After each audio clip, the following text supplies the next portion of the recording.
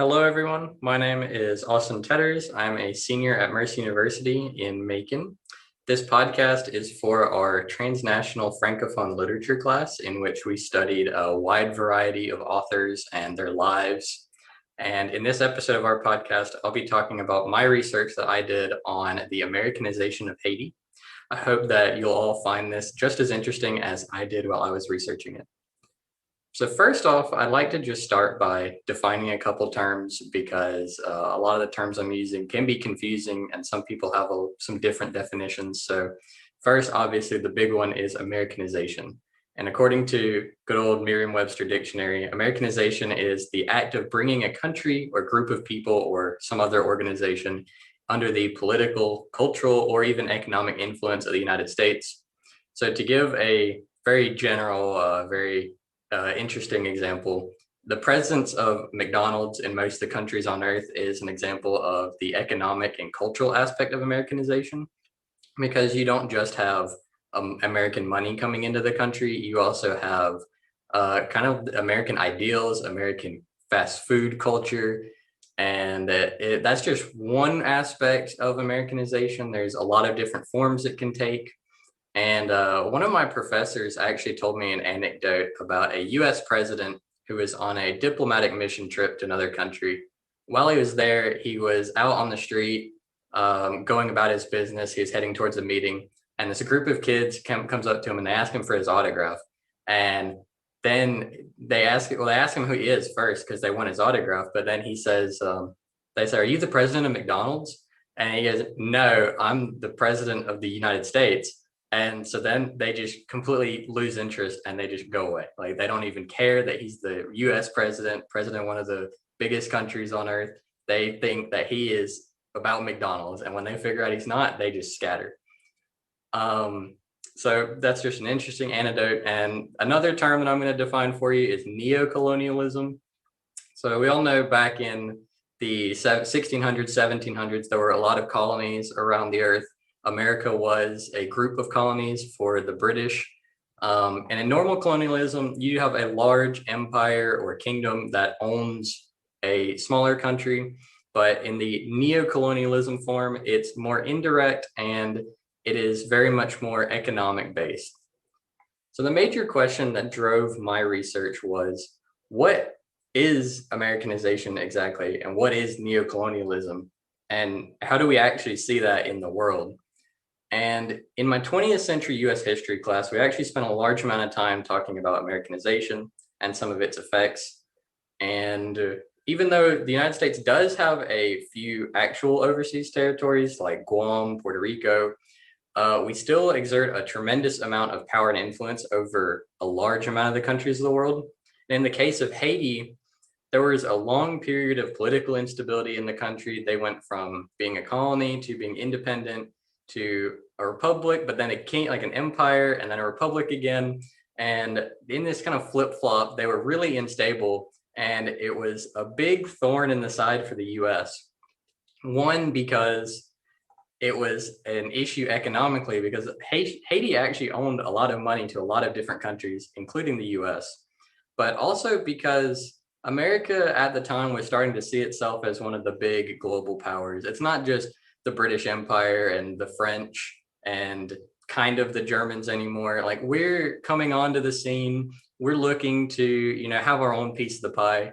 And so the Americans came in and occupied the country for about 19 years. And during that time, they got rid of a lot of old systems. They redid some systems and they actually improved like the power grid and the roads. They kind of like brought electricity to the country in a large way. But at the same time, they got rid of the French liberal arts education that they disliked in favor of vocational school and training so that they would train the Haitians how to do a certain job or task.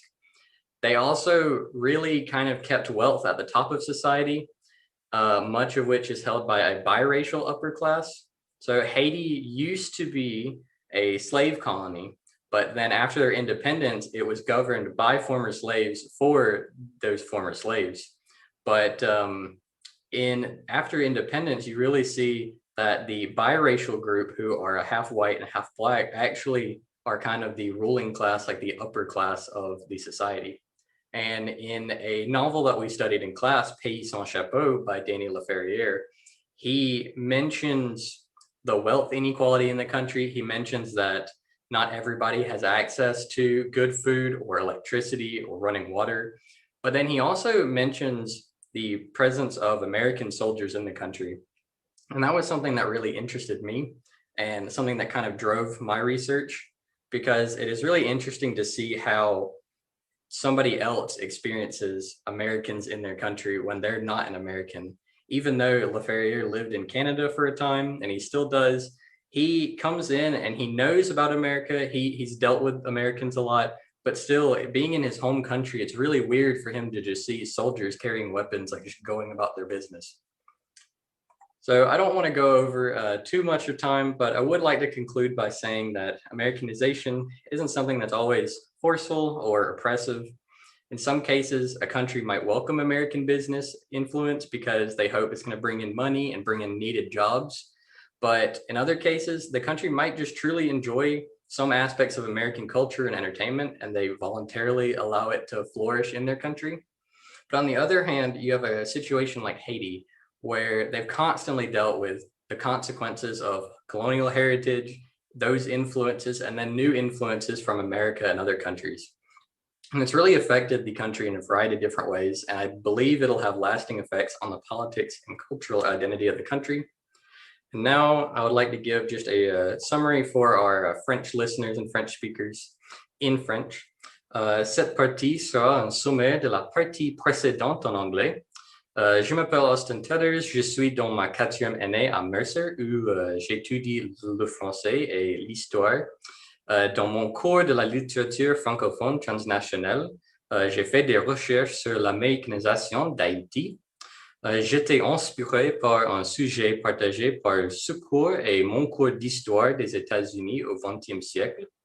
Et je me suis concentré le plus sur les occupations d'Haïti par les Américains en 1915 et encore dans les années 80.